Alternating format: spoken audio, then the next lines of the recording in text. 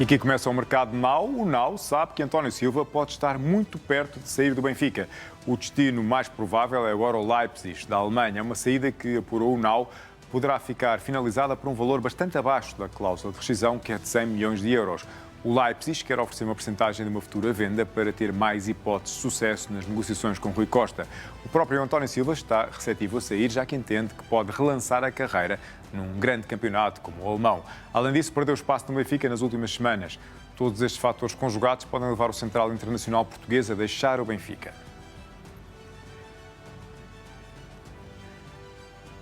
Já lá vamos. Para já, Zeki Amdouni já está em Portugal para reforçar o Benfica. O avançado suíço chegou ao início da tarde ao aeroporto de Lisboa, acompanhado por Rui Pedro Brás. Amdouni permaneceu em silêncio perante as perguntas dos jornalistas no local. O jogador de 23 anos chega ao Benfica por empréstimo dos ingleses do Burnley, com o Benfica a pagar uma taxa de empréstimo de 4 milhões de euros. Na cedência está também prevista uma cláusula de compra obrigatória entre os 15 e os 20 milhões de euros. Amdouni é um desejo antigo do Benfica, tendo estado no radar do Clube da Luz no verão passado, mas acabou por transferir-se para o Burnley a troco de 18 milhões de euros. Na temporada passada, o avançado marcou 6 golos em 37 jogos ao serviço da equipa que foi despromovida à segunda divisão inglesa. Connosco está o João Socorro Viegas. João, boa noite. Este é um negócio por valores invulgarmente baixos para o que tem sido este mercado de transferências. O Benfica fez um bom negócio. Boa noite, Mário. Sim, é um negócio baixo na medida em que é um negócio por empréstimo, ou seja, o Benfica paga apenas aqui uma taxa de empréstimo de 4 milhões de euros. Portanto, para aquilo que são os patamares, às vezes, no que respeita a compras a título definitivo, naturalmente que aqui o valor fica mais baixo. Se bem que para um empréstimo não deixa até de ser uma verba se calhar até superior àquilo que costuma ser o habitual quando falamos de negócios que são, no fundo, cedências, neste caso por apenas uma temporada. Mas parece-me que é um bom reforço para o Benfica, pelo menos aqui no plano teórico. Um jogador, como disseste, que o Benfica já olhava para ele desde a época passada, mas agora proporcionou-se aqui o cenário. E porquê? Porque o Burnley desceu de divisão.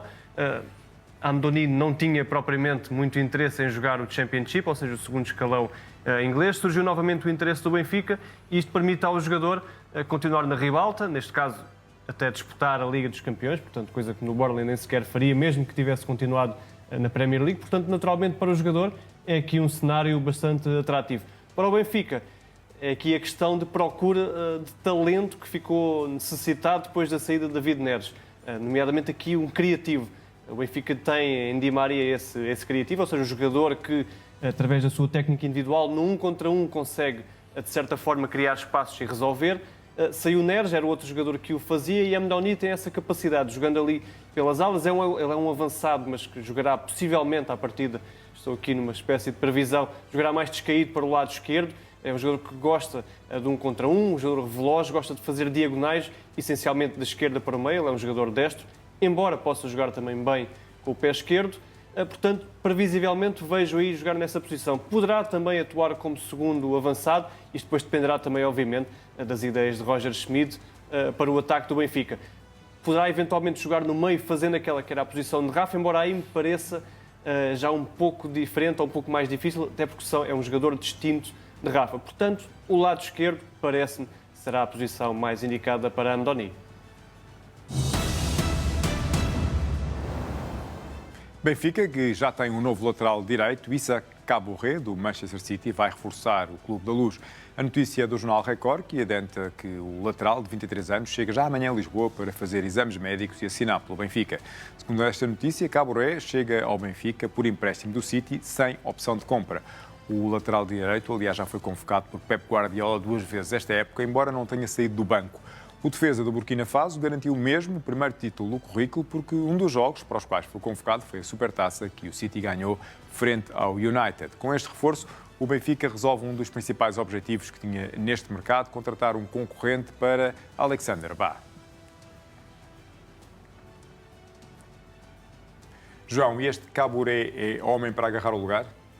Parece-me que sim, pelo menos como alternativa à Bá, parece-me que o Benfica fica bem servido. Isto apetece é perguntar porque é que a situação não ficou resolvida antes. Ou surgiu aqui uma oportunidade de negócio que o Benfica não estava aqui a ver, ou que não estava prevista ou possível de ser concretizada já, mas é de facto a questão da lateral direita é algo que não é de agora deste mercado, é algo que já se aponta desde a temporada passada à entrada para esta pré-época. A questão do lateral direito suplente, a alternativa à Bá, era uma das prioridades e é resolvida há apenas 5 dias do fecho de mercado. Mas olhando concretamente para aquilo que é Caboret, um jogador que no City nunca teve oportunidades, ele na verdade nunca fez um jogo oficial pelo Manchester City, andou aqui em sucessivos empréstimos na Bélgica, em França, o mais recente foi aqui no Luton da Premier League, portanto é um jogador que tem experiência de Premier League, pelo menos na temporada assim foi. É um jogador que, pelo menos em relação àquilo que se pode esperar, ou ao que os adeptos do Benfica podem esperar dele, no que se respeita às suas características, é um jogador que tem muita propensão ofensiva, ou seja, um jogador que com espaço consegue galgar aqui muito terreno através da sua velocidade, técnica individual também acima da média, embora não seja um portento, claramente, mas pela capacidade física, o atleticismo e a explosão, com espaço, ou seja, em transições ofensivas rápidas, poderá ser aqui o aspecto principal que Caboret poderá dar ao Benfica. Depois vamos tentar perceber a nível defensivo o que é que pode dar, até porque é um jogador que inicialmente foi extremo no início da carreira e depois foi adaptado, porque tinha aqui algumas noções defensivas, mas vamos ver também aqui o que é que pode dar. Naquilo que é depois a combinação com os colegas, talvez fique um pouco atrás de Bá, não é propriamente a sua casa, digamos assim, mas a explosão para o ataque, a capacidade de cruzamento e principalmente 1 contra 1 e esta capacidade de furar em velocidade em transições rápidas ofensivas, aqui sim parece-me que o Benfica poderá ter acertado. Portanto, é um jogador que vem por empréstimo, não há opção de compra porque termina contrato com o Manchester City no final da temporada, depois se veremos ou não se continua no Benfica. No plano teórico, parece-me, e em resumo, pode ser uma boa contratação, pelo menos na lógica de servir como alternativa a Alexander Bá. Parece-me que Bá ainda continuará a ser o titular, mas para número 2 o Benfica fica bem servido.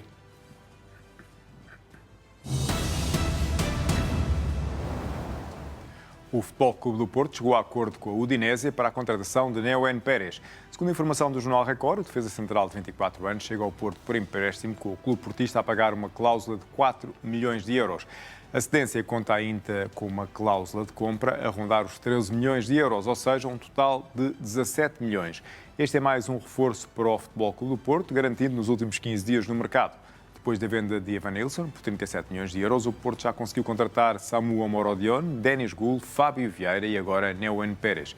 A SAD, liderada por André Vilas-Boas, tenta ainda fechar Francisco Moura, lateral esquerdo do Famalicão. João, o Porto não vendeu nada mal, mas sobretudo está a reforçar-se muito bem, tendo em conta o dinheiro que tem, não é?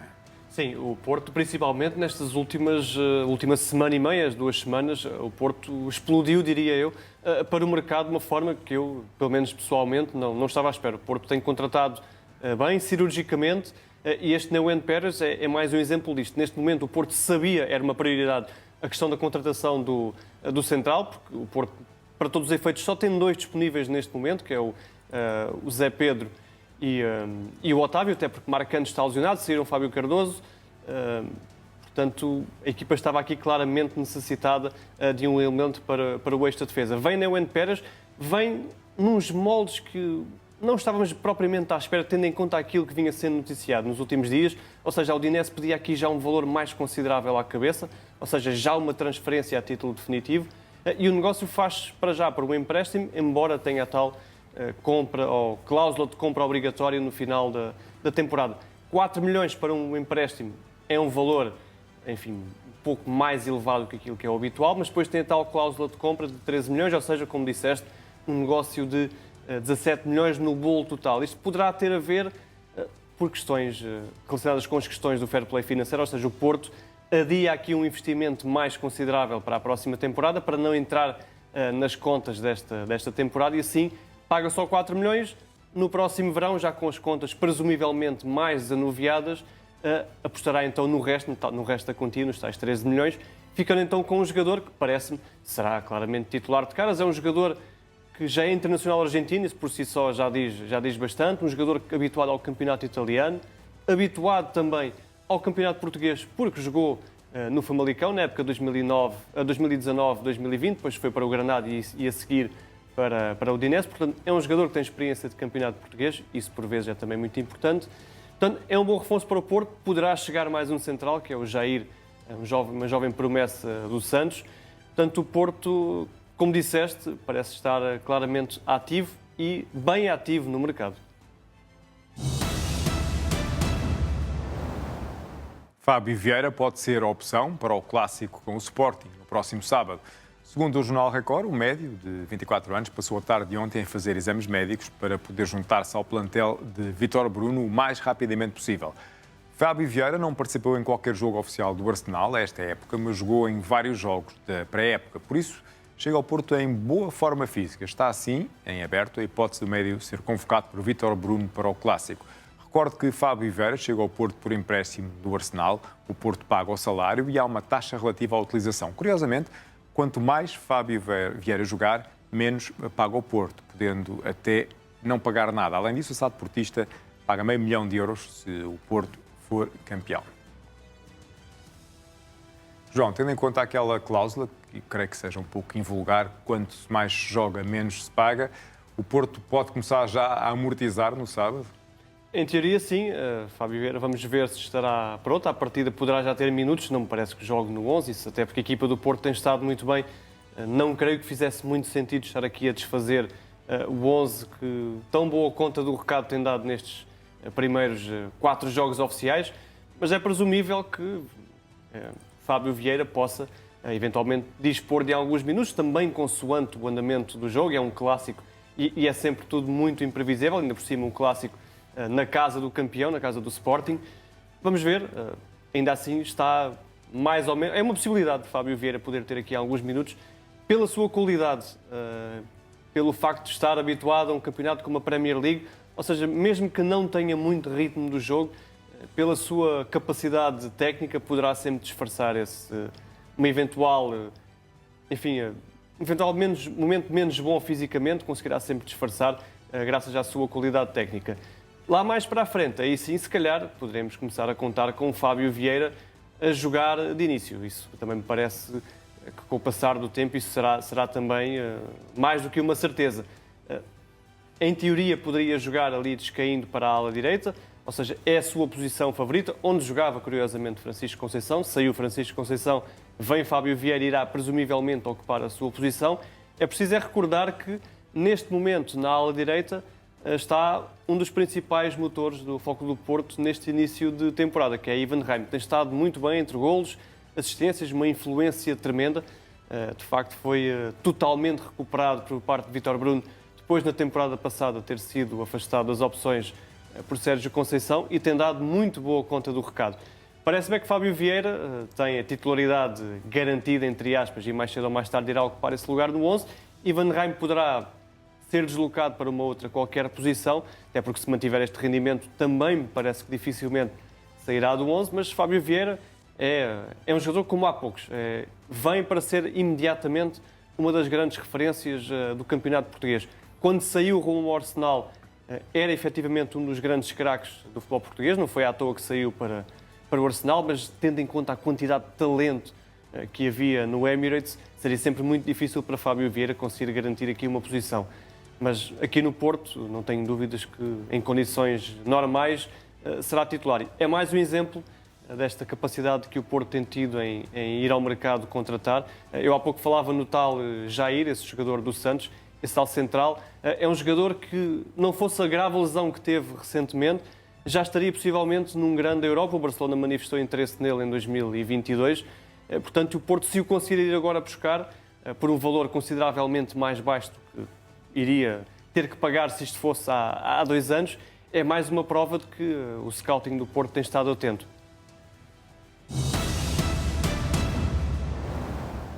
Maxi Araújo já treina com a camisola do Sporting. O novo reforço do clube de Alvalade apresentou-se pela primeira vez às ordens de Ruben Amorim, em Alcochete. Apenas um dia depois de ser apresentado, o ala uruguaio já treinou com os colegas na preparação do clássico deste sábado, frente ao Porto. Este jogo pode já marcar a estreia de Maxi Araújo nos convocados do Ruben Amorim. O jogador de 24 anos vem com ritmo do Toluca do México, onde marcou 2 golos em 5 jogos, além de ter estado presente na Copa América ao serviço da seleção do Uruguai. João, são dois jogadores que chegam para reforçar dois clubes que se vão defrontar no próximo fim de semana.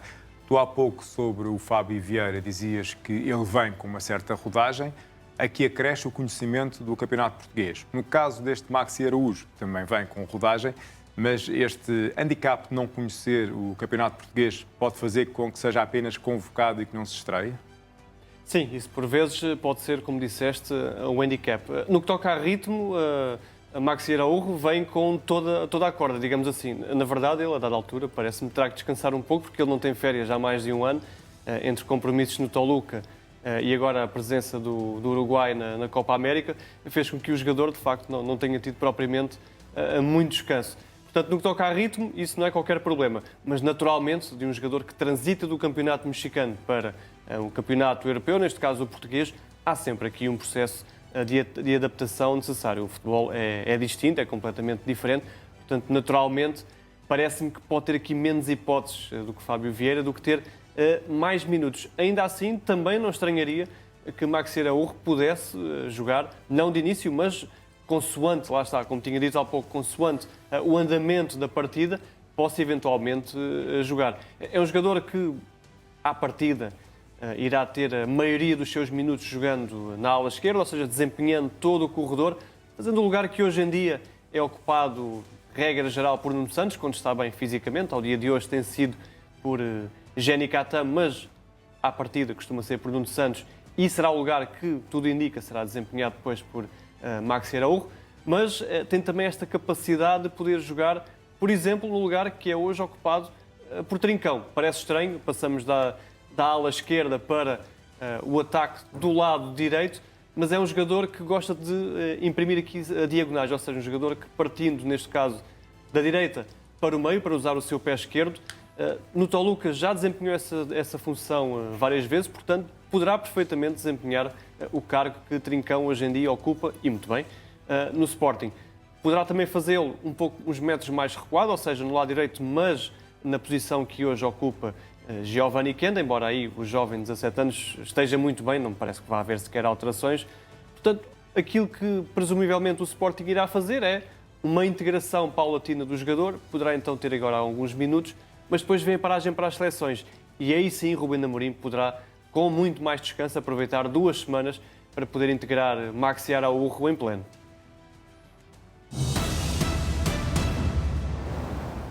Konrad Harder é a alternativa do Sporting para fazer face às dificuldades encontradas na contratação de Ioannidis. Um nome revelado esta tarde em exclusivo pelo jornal Record.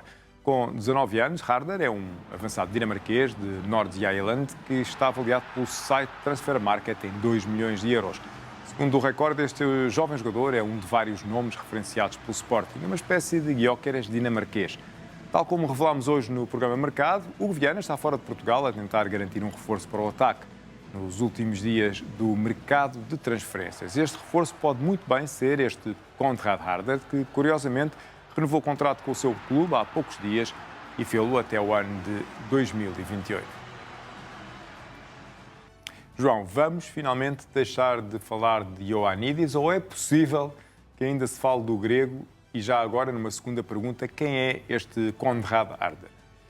Em relação à primeira questão, parece-me já muito difícil que Ioannidis volte à ribalta. Seria preciso aqui um volte-face muito grande, mas de facto nada aponta nesse sentido. O jogador vai continuar no Panathinaikos.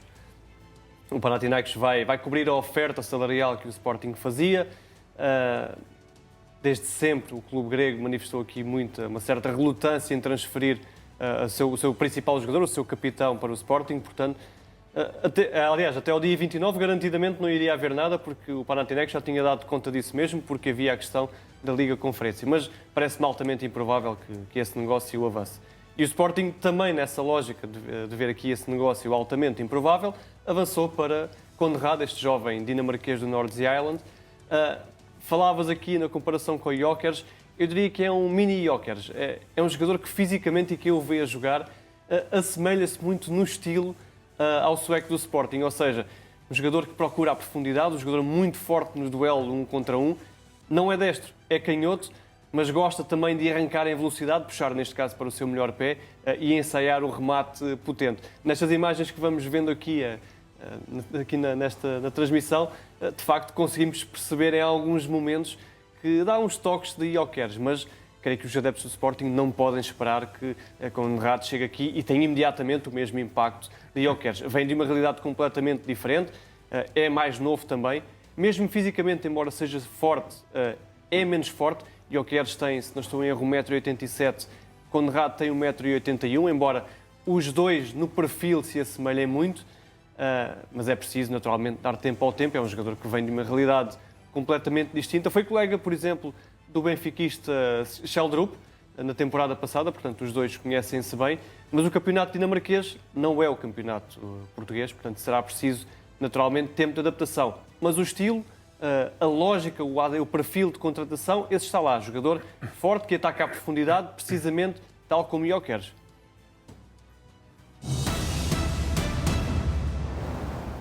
E voltamos à notícia com a qual abrimos este mercado now. O Now sabe que António Silva pode estar muito perto de sair do Benfica. O destino mais provável é agora o Leipzig, da Alemanha. Uma saída que apurou o Now poderá ficar finalizada por um valor bastante abaixo da cláusula de rescisão, que é de 100 milhões de euros. O Leipzig quer oferecer uma percentagem de uma futura venda para ter mais hipóteses de sucesso nas negociações com Rui Costa. O próprio António Silva está receptivo a sair, já que entende que pode relançar a carreira num grande campeonato como o alemão. Além disso, perdeu espaço no Benfica nas últimas semanas. Todos estes fatores conjugados podem levar o central internacional português a deixar o Benfica. João, e suportará o Rui Costa a contestação de deixar sair dois dos mais valiosos ativos do seu plantel muito abaixo das cláusulas de rescisão, depois de João Neves, agora o António Silva? Parece-me que o caso de António Silva seria diferente, ou seja, foi em tempos um dos meninos queridos da Luz, mas foi um jogador que perdeu muito valor de mercado. Ao dia de hoje não é sequer titular no Benfica. Ao contrário do João Neves, que quando sai é a grande figura do benfiquismo, é titular indiscutível, é o jogador com maior valorização do plantel. Hoje em dia, esse não é o cenário para António Silva. Se me colocasses essa questão há um ano, eu diria que sim, que poderia haver aqui uma espécie de mini-revolução em vender António Silva por valores como estes que se tem falado.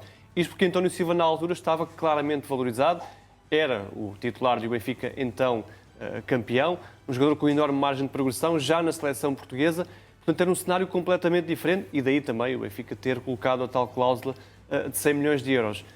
Agora, passado um ano, o cenário é completamente distinto. A própria temporada de António Silva, a época passada, ao serviço do Benfica, não foi famosa e depois tem, de facto, o europeu para esquecer, o tal jogo com a Geórgia, que de facto marca-o muito num grande palco em que não tem uma exibição positiva. Não foi o único, mas acabou por ser a face mais visível e isso contribui também para a tal desvalorização. Hoje em dia, não sendo um titular no Benfica, é também mais um passo rumo a essa desvalorização. Portanto, se ao dia de hoje saísse por um valor mais baixo, eu creio que mais do que deixar sair um jovem da formação, e os adeptos, regra geral, não gostam de ver sair os jovens do Seixal, mas mais do que sair um jovem do Seixal, seria por desfalcar aqui o centro da defesa, sabendo que Otamendi já tem 37 anos, Morato não é um jogador com titularidade, enfim, muito vincado, é um jogador também algo irregular a nível exibicional. Sobra depois Tomás Araújo, que tem estado muito bem, é outro jogador também da formação, mas a saída a ser contestada, digamos assim, seria por depois não haver um número suficiente de centrais para fazer face à temporada e não tanto por aquilo que seriam os valores baixos ao nível de hoje. Para o jogador, parece-me, veria com bons olhos uma eventual ida para o campeonato alemão, porque neste momento não é titular no Benfica, poderia experimentar uma liga mais competitiva, num clube também que atua na Liga dos Campeões, um clube que tem subido muito nos últimos anos. Para o jogador, parece-me, seria uma boa alternativa. Não sei se depois seria ou não titular no Leipzig, a concorrência também é grande, mas hoje em dia no Benfica, de facto, a sua situação está longe de ser famosa.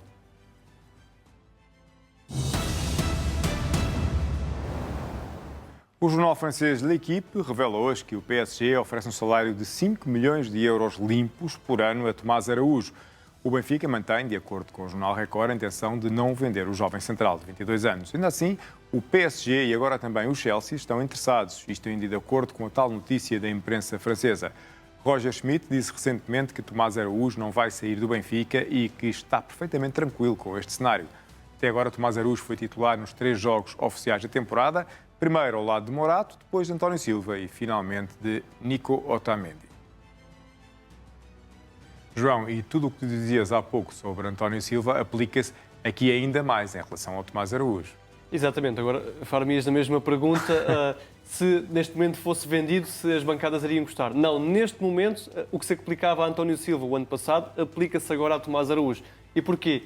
É um jovem na formação, como disse há pouco, os adeptos gostam sempre de manter os jovens do Seixal. É um jogador que é titular indiscutível neste momento no Benfica, é um jogador que está em plena valorização e, portanto, vender Tomás Araújo neste momento, por mais apelativa que fosse uma eventual proposta, falou-se o Benfica rejeitou 30 milhões do Crystal Palace muito recentemente, mas vender o jogador por uma verba por esta ordem de grandeza seria sempre contestado. Porquê? Porque deixaria a equipa desportivamente ali muito depauperada no que toca aos centrais.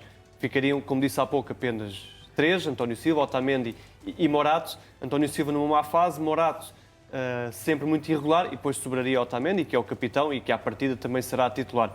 Mas neste momento Tomás Araújo está em franca ascensão. Parece-me que se continuar nesta subida de grau a degrau, parece-me que o Benfica no final da temporada, por exemplo, da próxima temporada, poderá fazer um encaixe muito superior. Portanto, ao dia de hoje, parece-me que é essa a lógica da SAD do Benfica, ou seja, segurar um ativo que desportivamente está a ser dos principais elementos e, simultaneamente, aguardar para uma eventual projeção do jogador, um eventual crescimento, para que na próxima temporada as propostas que possam aqui cair na luz sejam ainda mais vantajosas do que aquelas que caíram até ao momento.